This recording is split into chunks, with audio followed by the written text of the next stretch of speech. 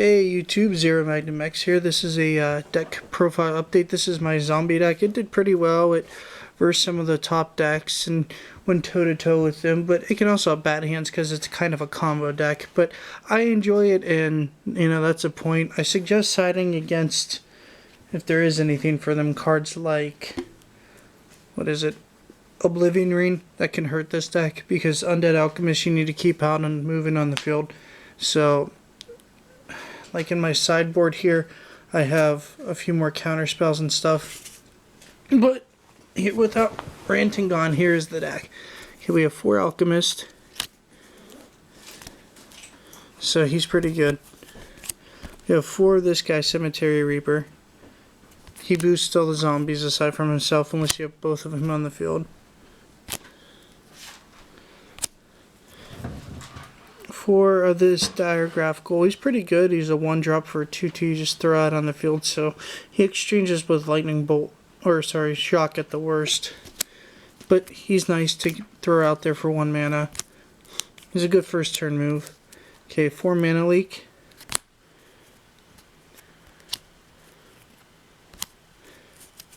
Alright. Unbreathing Cord. I believe I run 3 copies of him. Yeah. He's pretty cool. The next card on Summon, I would make a Vapor Snag if you had them. Mostly because I would have won against the World Championship Wolf Ramp Run deck. So it was a difference of losing you with 1 life. So Vapor Snag does the same thing this does, is an instant cost 1. And the player whose creature's return loses a life. So I run 3 of this. I just don't have any snags. 3 Stitch Drakes. 4 was too much. 3 is the right number, I really think.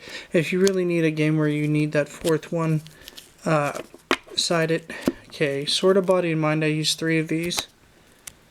I'd probably drop it down to do 2 and use a Sword of War and Peace or Sword of Feast and Famine for the 3rd to help the deck out. I use 2 Gyrexene Probes.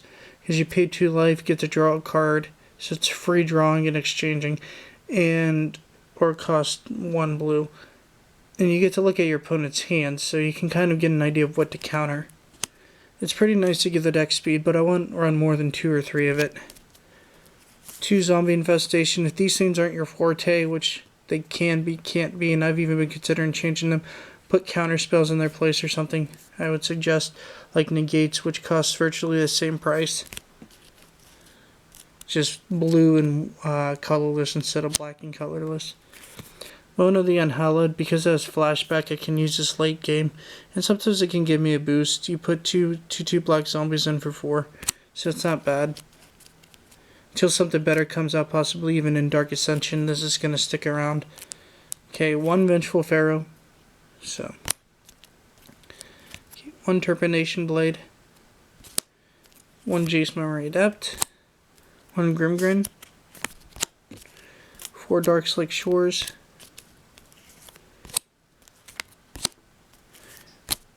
4 Drowned Catacombs,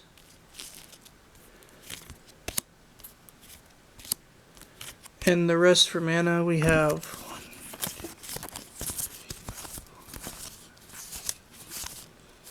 You have 7 Island